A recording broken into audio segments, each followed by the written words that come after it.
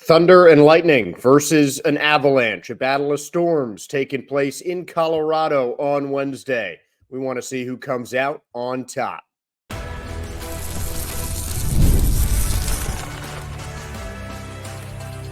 You're Locked On Lightning, your daily podcast on the Tampa Bay Lightning, part of the Locked On Podcast Network, your team every day.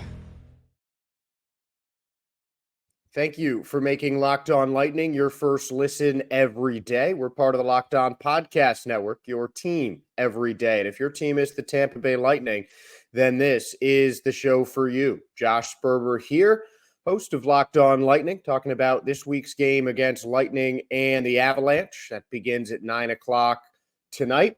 Today's segment is sponsored by FanDuel, and you can start the season with a big return on FanDuel. New customers can place a $5 bet, and you'll get started with $150 in bonus bets if you win your first $5 bet. Visit FanDuel.com to get started.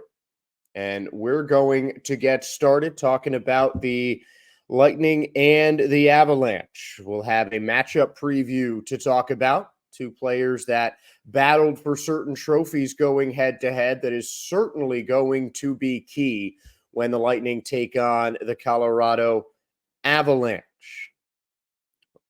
Colorado is an even 5-5, ending a 5-game win streak in a loss against Chicago. Lightning, though, have a 3-game edge against the Avalanche in total, 24-21-8, but are 9-14-4 on the road. Each team won one game of the two they played last year, and it is the first of 4 straight games on the road for the Tampa Bay Lightning. Friday in Minnesota, Sunday in Winnipeg, Tuesday in St. Louis, before they're back home on Thursday. And now the Tampa Bay Lightning are in Colorado in what will be their final game of the month of October. And they're hoping to finish with a record over 500 on the road, 2 wins, 2 losses in road games, and they have not won consecutive road games in 2024 in this season. Their last road contest was an 8-5 win over the New Jersey Devils. I am not expecting that many goals. I think there are definitely some offensively talented players on both of these teams, but I think that, you know, these are two teams that are trying to prove themselves. The Colorado Avalanche have been among the elite top-tier teams in the NHL since winning the Stanley Cup in 2022, and they want to prove that. It was a tough loss and somewhat of a trap game during a 5-game win streak. The Avalanche falling to the last place Chicago Blackhawks in their last outing. Colorado currently stands 4th in the Central Division, though all three teams ahead of them have a game in hand. The Lightning, meanwhile, have played the fewest games of any Atlantic Division team, tied at 9 with the Senators and Red Wings, but are still second in wins and points, 6-3 overall, winning their only overtime game of the year in their last contest against the Nashville Predators. And something that we talked about yesterday and the day before, mainly the day before when we were previewing the game, was the momentum that can come from a game like the Lightning just had against Nashville. You're playing a big star who was a longtime member of the Lightning, and getting that win in dramatic fashion, even after letting the game somewhat slip away. I mean, that can be a momentum shift. And even with the day off in between for travel, I don't think that is going to quell the momentum that Tampa gets from that win over Nashville. I think that is a turning point. I don't want to say season-defining kind of win, but it definitely is a season-altering win for Tampa Bay. Losing that game against Nashville, I think, would have been devastating I think it would have been a really tough blow to Tampa as they're really trying to prove themselves as still a playoff team, still a team that you should be considering as a force to be reckoned with, as a contender, as one of the better teams in the league. And the Lightning are still trying to establish themselves as that elite team without Steven Stamkos. And I think they're starting to get there. But a win against the Avalanche, I think, would certainly help that. I mean, you look at the playoff teams, the top level contenders from last year that they've played already. They've won almost every game against playoff teams from last year, with the exception being that 5-2 loss to Toronto on the road a little over a week ago. And since then, we've seen better games from Andrei Vasilevsky. And we've seen just improvement on the Lightning team. I mean, this is a season that is just going to make the Lightning an ever-changing team. I mean, you've got guys who are getting in more expanded roles on the offensive side of the puck, especially. It's just a changing team because there are so many new faces and seemingly just moving parts on this Lightning team. So things have changed since that Maple Leaf loss, and I think the Lightning are really out to prove that. I think the Lightning, they clearly want to start this road trip on a high note. And a game like this against Colorado, against one of the elite teams, when you had a little bit of a rivalry between, the two-star offensive players in Kucherov and McKinnon last year, that has sort of spilled over into this year. If you check out X and other social media apps, I mean, you can tell the kind of, not animosity, but just the rivalry in terms of, who might be the top point scorer and who might be the Hart Trophy winner and everything like that between Kucherov and McKinnon. And we'll get to that a bit in the next segment. But I think that's going to be the one key is shutting down some of that Avalanche star power. That is just something that is going to need to happen. And I think the Lightning can do that. They have had those kind of games where they've had to shut down a star player recently, especially. Didn't happen against the Predators. Stammer was, I think it was inevitable that Stammer was going to get on the score sheet in one way or another against his former team, against the place he called home for 16 years. But I mean, the thing that comes to mind for me is Alexander Ovechkin. Saturday's game against Washington, Ovi had a couple of shots and was, alarmingly quiet. As a hockey fan, I was excited to see Ovechkin against the Lightning, and he was really nowhere to be found. And I'm not saying the Lightning have to do that with Nathan McKinnon, especially since that's a tall order for the defending Hart Trophy winner. But they need to quiet down the heavy hitters on the Avalanche. And I think the defense stepping up is going to be, kind of an addendum, I guess, to that key. The defense needs to step up, and they need to stop the Colorado offensive attack. I mean, the Avalanche had won those 5 games on, a big offensive surge. And I think that the Lightning just need to step up defensively. The games that they have played the best have been the games that they have played well on defense. And that is something that is that the Lightning are going to be tested on for the whole season. This is an offensive team. That is something that Tampa has really established in their identity, that they will consistently put up points on the offensive side of the puck. They have only scored 2 or fewer goals twice in the 9 games they have played so far this season. And, that doesn't sound like a lot, but in hockey, that's a lot. And the Lightning offense is, going to keep having to do his thing. I mean, I don't think it needs to be said that you need to score more goals than the other team to win games. So the Lightning offense, I think, needs to continue to play at that high level, and they really need to treat this as kind of a statement game.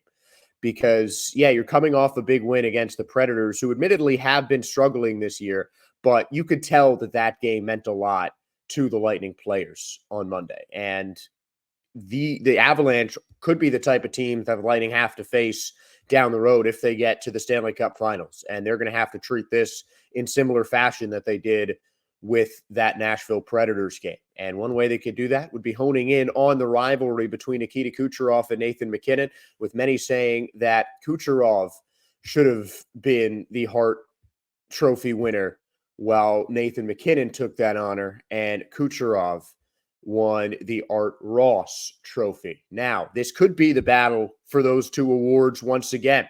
And we'll break down the rivalry between Nikita Kucherov and Nathan MacKinnon when we return here on Locked On Lightning.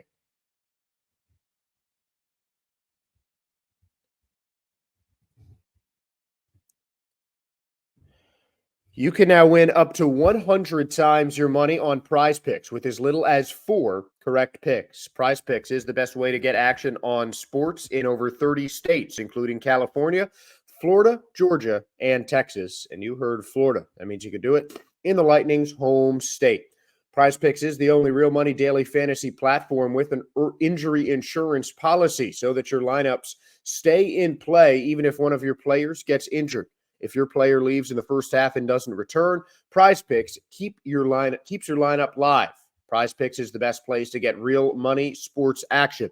So join over 10 million users and sign up today. Signing up today will get you $50 instantly on your first play of just $5. And that is just a play. You don't even need to win to receive the $50 bonus. It is guaranteed. Prize Picks also offers weekly promotions that can lead to big payouts like Taco Tuesday. Each Tuesday, Prize Picks discounts select player projections up to 25% to provide even more value for your lineups. Do you think that in tonight's game, Nikita Kucherov will get a goal? Will Nathan MacKinnon get a goal? Cook up hot takes with your friends and your crew. Run your game on Prize Picks. Make sure to download the app and get $50 instantly after you play your first $5 lineup with a code LOCKEDONNHL that you can see below. Again, the code LOCKEDONNHL, LOCKEDONNHL, to use when you download the app today. You get $15 instantly after you play your first $5 lineup with a code LOCKEDONNHL. Prize Picks. Run your game. And something else that you should run to is The Joint, a chiropractic organization in the Tampa Bay area with over 23 locations in the Tampa Bay area. Check below. You can see that you get your first visit for $19 at Buccaneers.com, fans, contests, and promotions. And it comes highly recommended by me for whatever that means to you guys. I went there for a session working on my back a little while ago, and I'm still working on the stretching program that they provided. And the staff is just so nice, really knowledgeable. They can diagnose your problem areas very quickly, and almost instantly, they just know what to do and how to fix it. I mean, since I went to The Joint, my back has gotten a lot better, and I will certainly be back there very soon for another section. So make sure to check out The Joint and go to thejoint.com to find your nearest Tampa area location. And I'm pretty sure you'll find one.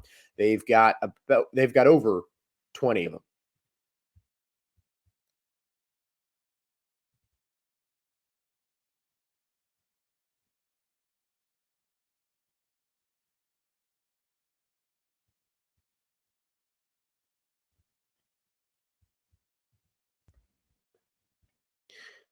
Welcome back into Locked On Lightning. Josh Sperber here, getting ready for Lightning and Avalanche later tonight. And one of the key matchups that I feel like everyone goes to is Nikita Kucherov against Nathan MacKinnon. 4 points in 2 games for Kuch, 2 goals, 2 assists, with multiple other multi-pointers against Colorado. And Nikita Kucherov, though, 4 goals, lead all Bolts players against the Avs last year. Locked in a point battle, and it was seemingly down to Kucherov and MacKinnon for the Hart Trophy, for the Hart Ross Trophy, for so many different offensive categories. They were 2 of just a small handful of players who recorded over 100 points, 51 goals, 89 assists for a total 140 points for McKinnon last year. Nikita Kucherov with his second 100-point season in a row, fourth overall, 44 goals, and a league-leading 100 assists. And it kind of developed into a rivalry between these two players last year. I mean, that was one of the first things that I noticed on Lightning Twitter, is, the rivalry between Kucherov and McKinnon. And it was very evident at the start of the season. There were definitely some Lightning fans that were getting after Nathan McKinnon, in kind of defense of Nikita Kucherov. Kucherov obviously had that great start to the season. He scored a point in almost every game so far. McKinnon, the Avalanche, kind of struggled out the gate, but they've seemed to level things out now at an even 500.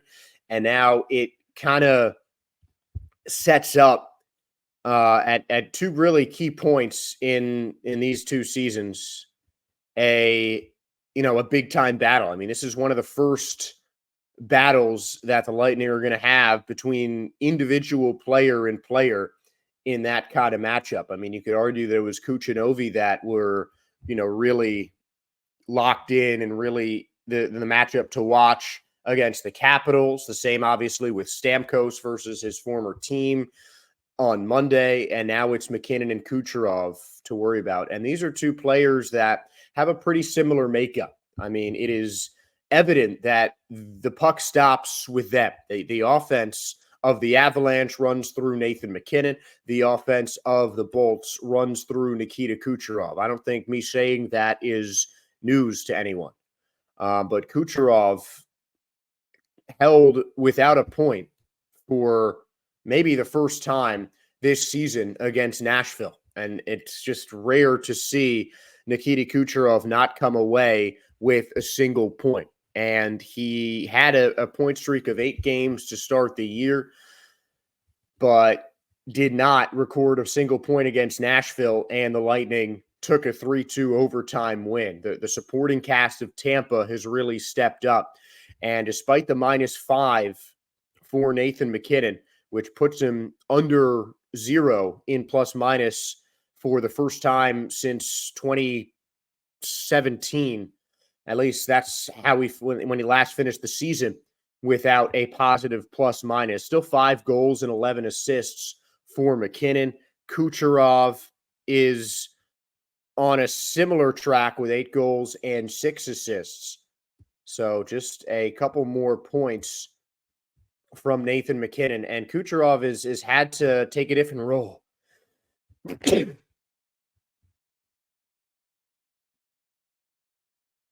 Kucherov has had to take a different role in the Lightning offense this year. I think with Stamkos out, he's had to put more of an emphasis on scoring. And these are still two guys who I think are set up heavy. Kucherov is one of the best passers that I've ever watched in hockey. I mean, the things that he does with a puck is art. And Nathan McKinnon, honestly, is a similar kind of passer. I think McKinnon might be a little bit more scoring motivated. He has almost 100 goals over the last 2 seasons, excluding this year, and has scored over 30 goals in each of the last 3. But, these are still the offensive focal points of the two teams, and they're two guys that I think you'll be seeing with hardware at the end of the year. I think in this game especially, you never want to make a single game kind of boil down to 2 players, because obviously hockey is a team sport. But I think that this game, with the point that these two teams are at in the season right now, with the Lightning wanting to make a statement to start off a road trip, Kucherov coming off of a pointless performance, the Lightning versus Avalanche game is really going to come down to who wins this battle, Kucherov versus McKinnon. And that I think could be that I think is going to be the deciding factor. And my prediction, I think it's going to be even in the battle. I think you'll each see at least a goal and an assist from both Kucherov and McKinnon, as this is certainly a game that each team is looking to win. Obvious that should be obvious, but it seems like it's an important win for both sides, with the Lightning trying to just keep up momentum, get onto a 3-game win streak to start a 4-game road trip, and the Avalanche trying to shake off a loss against the Chicago Blackhawks, who are a couple years removed from the top overall pick in the NHL draft. So I think the Lightning want to make a statement with this game, and I think that statement is going to come down to Kucherov versus McKinnon. I don't think it's going to decide the better player, but I think the winner of the Kucherov and McKinnon battle will decide the game on Wednesday night. And John Cooper still has to decide some of the Lightning lines. We'll talk about the makeup of Tampa's lines for the better part of the first month of the season when we return.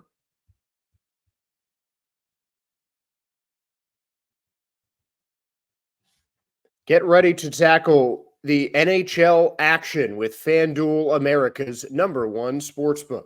Because right now, new customers can bet $5 and get $150 in bonus bets if you win.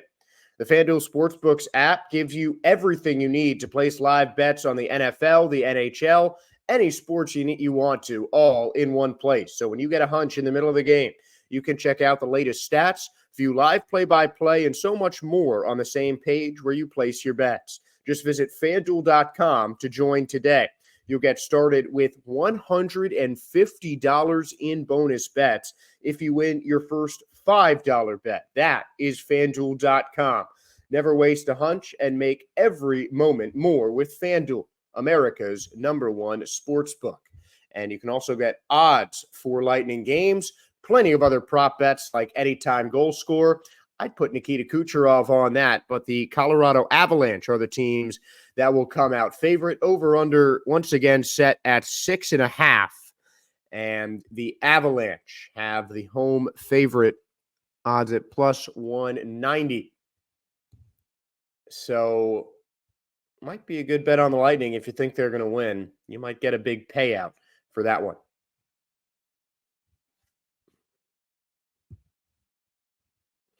One last segment on today's show, looking at something that has remained relatively constant over the season, and that are the lines on the Tampa Bay Lightning. And really, I don't see any reason that needs to change. I think that the last game, the Monday's game lines, I think worked out spectacularly, particularly on the offense side. I think defense, you're pretty set. You've got the first two lines won't change. Hedman and Moser have been dynamite on that first line. McDonough and Chernak, so much experience together. You'll keep them on line two.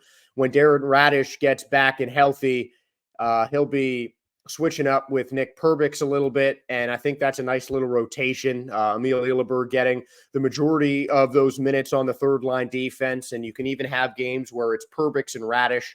I think the defensive lines are pretty simple. I can't imagine too much change on that. It's the offense where we've seen a little bit of movement. Connor Geeky's been on lines 3 and 4.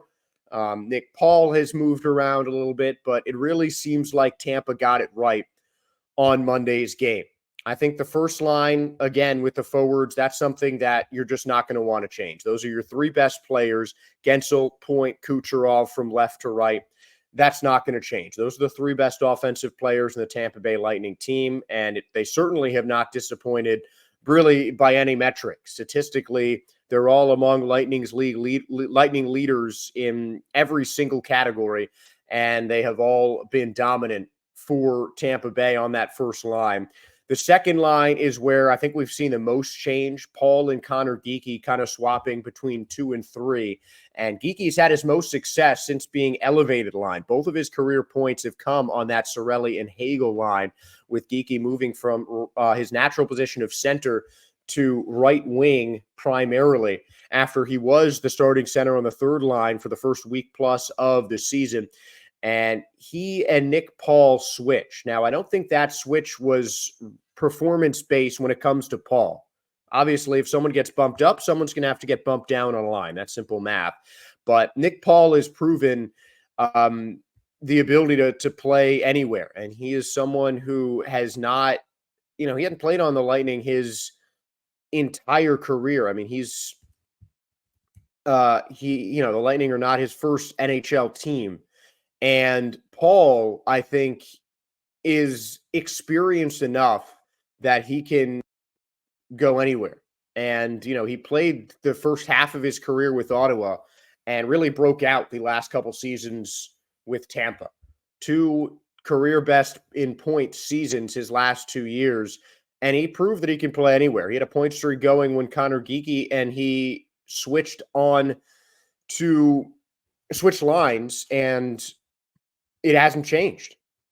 Nick Paul moving down to the third line has seemingly only boosted his stats. It seemingly only made him better.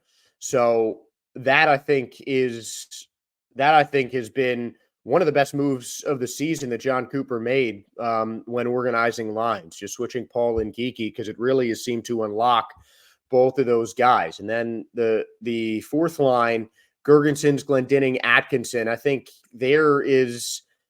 that's just a solid fourth line, just to give guys a break. I mean, Atkinson has a point this year, but those guys aren't contributing as much on the offensive side. Glendening and Gergensons do not have a point in the 9 games that they have played over the course of the season. So I think that it just turns into a pretty simple line alignment for John Cooper and the Tampa Bay Lightning.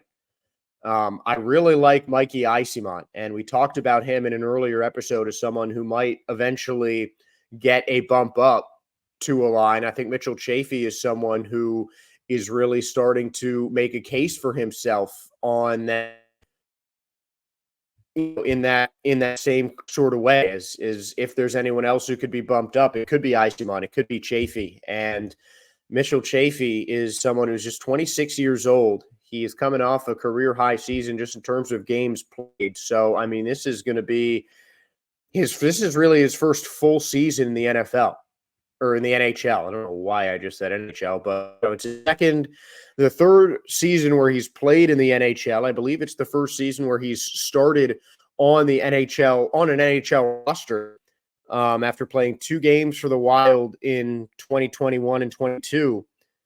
After the 30 games for Tampa last year, is already almost equaled his point production. In 30 games with Tampa last year, he had 4 goals, 3 assists. In 9 games this year, he had 3 goals and 2 assists. So he's really someone who's starting to round into form as well. And the Lightning, are just they're finding these guys, these unheralded players with some NHL experience, and turning them into guys that can really make an impact. And Chaffee has certainly done that. And Eyssimont, I think it hasn't shown up as much on the score sheet, but you can tell that it's coming. He's had at least 1 goal called back by the refs, and he has got an assist on the year, but it's Eyssimont skating. It's the effort that he puts in that just make him look like a really solid player. And that's just what they're on that third line for. I really like having them with a veteran like Nick Paul, and it's really helping Nick Paul blossom as a leader,